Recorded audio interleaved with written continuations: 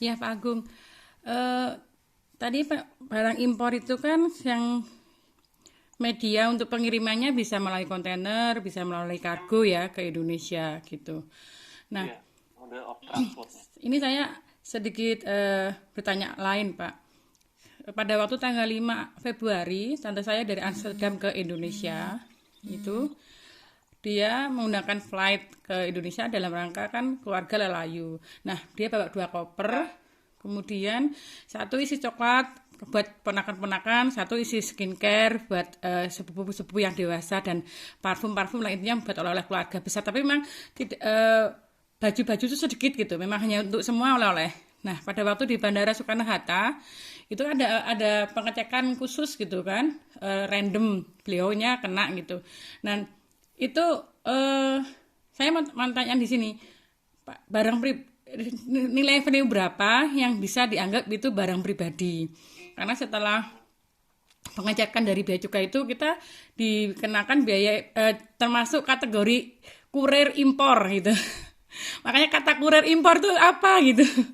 Ya, jadi Oh, sempat tante saya juga ketahan lama ya, berapa jam, 8 sampai 10 jam di kantor itu, di iya. bandara itu. Kemudian beliaunya untuk kita ada juga teman keluarga kerabat yang pengacara juga, akhirnya beliau datang membantu. Nah, istilah itu tadi yang kurir impor, kemudian saya itu baru bagi saya, kemudian dan itu dicas biaya impor juga.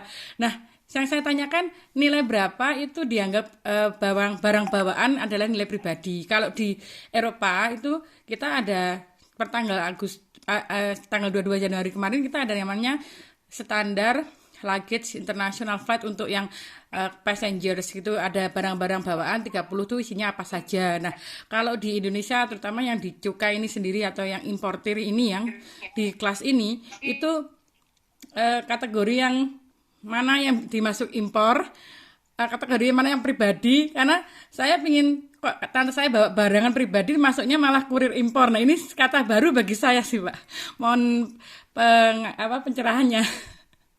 Iya, Bu. Oke, teman-teman. Ini kategori mengenai barang penumpang. Ya.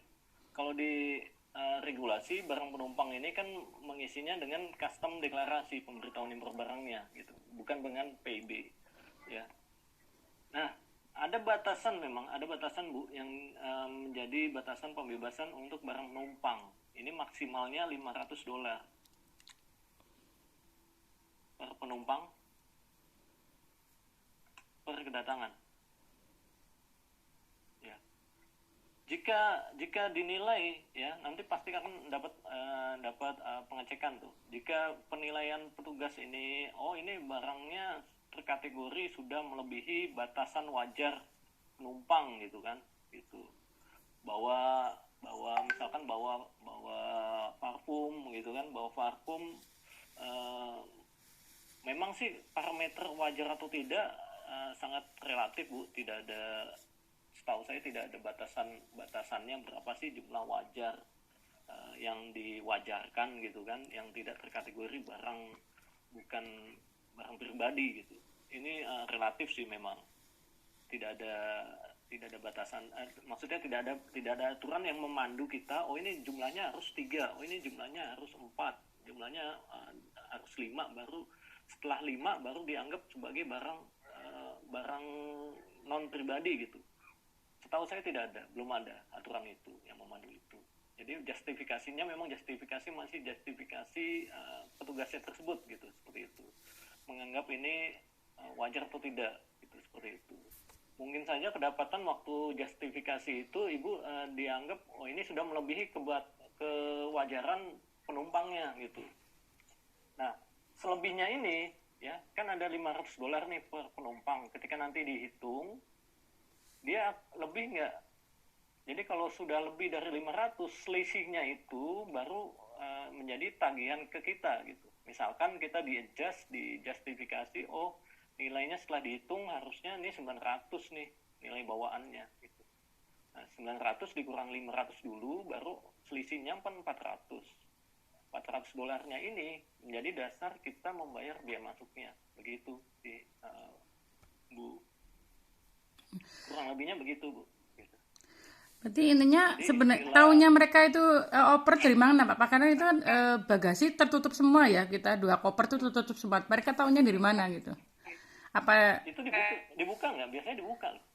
enggak? Jadi kayak Kopernya ada itu tanda kurang tahu. Tiba-tiba atau beliau atau di diminta custom menyingkir gitu. deklarasi ya, custom deklarasinya itu kan ibu tulis tuh kan, tulis bawa barang apa saja, terus ada juga scannya kan, ada Oh, juga scan-nya ya. scannya ya, itu terbaca di situ juga gitu, ini barangnya banyak banget nih jenisnya gitu, Oh, kebaca di makanya scan diceritain tuh. scan bandara ya Pak ya. Betul.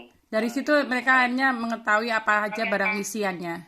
Eh, iya karena setelah ditaruh di tempat khusus, tanda saya tuh dianggap kurir importir gitu. Jadi yang saya ini juga istilah baru bagi saya ya, dan ya saya mengatakan ada oknum. Ini saya tidak menamakan atau namakan sebuah lembaga, tapi oknum yang dia menyampaikan ke tante saya. Tante saya bilang ini jenengan kena pasal A, B, C, D, F, G. Salah satu yang disampaikan ke tante saya bilang, aku nanti kalau bawa barang-barang oleh-oleh saya ini kalau kebanyakan kena pasal ini penggelapan barang-barang ekspor, impor gitu. Lagi barang buat ponaan kok aku dikatain bakal kena pasal itu gitu. Lantas nah ini juga Pak, saya ingin menanyakan hal itu, atau saya ingin Bapak mengklarifikasi. Sebenarnya kalau bawa yang over seperti itu, apakah memang akan mengalami itu hanya sebagai gertakan, atau hanya memang betul ada aturan di Indonesia bahwa over limit dari pembawaan barang-barang itu dianggap kurir impor gelap, kemudian atau dianggap dengan tadi penggelapan pajak, penggelapan barang impor gitu, itu pasal-pasal itu, atau itu tuh sejauh mana berlaku di Indonesia yang saya tahu juga. Saya khawatirnya nanti saya pulang lagi bawa barang banyak ditangkap lagi gitu. enggak sih. Ya. Kalau ditangkap pidana sih saya rasa jauh lah, enggak.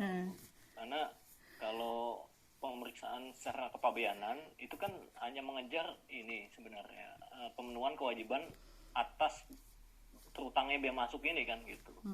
Kalau biaya masuk sudah diselesaikan ya harusnya sudah selesai seperti itu, tidak ke pidana gitu. Toh kita juga barang yang kita bawa memang bukan barang-barang yang dilarang kan, seperti itu. Jadi ya hadapi dengan kondisi apa adanya aja sih kalau menurut saya Bu. Kalau memang dijustifikasi memang ini bukan maksudnya bukan sudah melebihi limit barang penumpang nih, kan limitnya $500 gitu. Ya sudah ditanyakan aja Bu. Justifikasi dari Anda berapa nilainya gitu. Kalau memang dirasa masih wajar, Ibu rasa masih wajar, ya bisa diselesaikan, ya Ibu selesaikan saja administrasinya gitu. Kalau memang Ibu rasa tidak wajar penetapannya, Ibu lakukan banding juga nggak apa-apa, kan diizinkan juga Bu gitu. Banding nggak bisa, kenapa setinggi ini gitu, barangnya cuma ini kok gitu, harga di pasaran juga sekian gitu. Ibu kan bisa lakukan counter data juga Bu. Iya. Gitu. Kurang lebihnya begitu sih. Ya kemarin ya akhirnya barang kita tinggal Pak, kemudian kita banding gitu. Yang kasihan cuma tante saya, jadi akhirnya kapok kalau pulang bawa barang banyak gitu Pak. Kalau saya ya sih santai ya, ada nota-nota gitu kan yang kita lampirkan, jadi kita buat bahan banding, saya tahu itu gitu. Tapi tante saya yang pertama kali pulang kemarin waktu ada Lelayu itu yang niatnya untuk kasih oleh-oleh, tapi dengan gendruwo kata-kata seperti itu, jadi kalau pulang sekarang waduh jangan bawa oleh-oleh deh, nanti malah dikirain kurir importir gitu. Apa gelapan barang impor gitu. Ya, berarti intinya ya Pak, pada dasarnya tidak ada kendala apapun di lapangan mengenai pidana ya. Asal penyelesaiannya jelas secara finansial. Ya, sepemahaman saya begitu. Jauh lah dari pidana, kecuali Ibu ya, mohon maaf bawa barang-barang yang memang dilarang gitu kan. Nah, itu hal beda kasus gitu. Kalau barang-barang umum indera mata atau oleh-oleh ya wajar aja sih kalau menurutku Bu. Hanya saja ya terutang biaya masuknya ini kalau memang dijustifikasi lebih dari pembebasannya ya silakan diselesaikan administrasinya, itu saja Bu. Gitu. Oke.